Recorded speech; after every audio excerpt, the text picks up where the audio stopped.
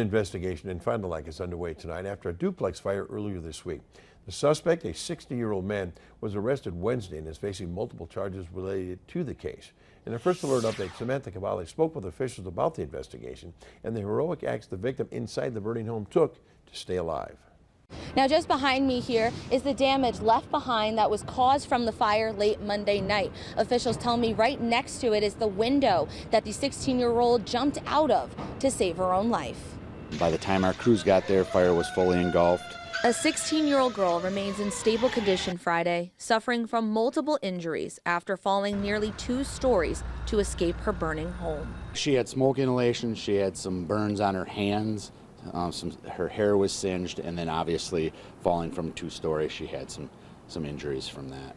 Chief Eric Gerritsen with Fond du Lac Fire Rescue says crews responded to the 200 block of Packer Street just after 11 p.m. Monday.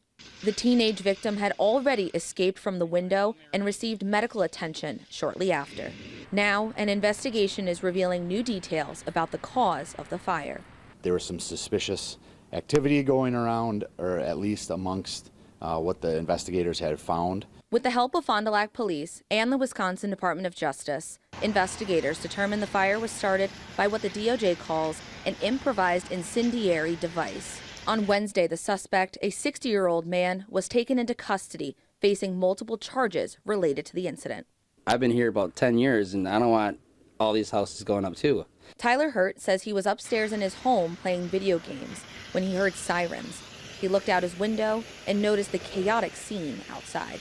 They're running around the house and stuff and screaming for the lady's name that was supposed to be living in the house. With all fires, including this one, Chief Gerritsen reminds the public to check if your home has working smoke detectors. That early detection is going to have the best opportunity to get out, and then if you do discover smoke or fire in your bedroom, make sure you have 2 ways out.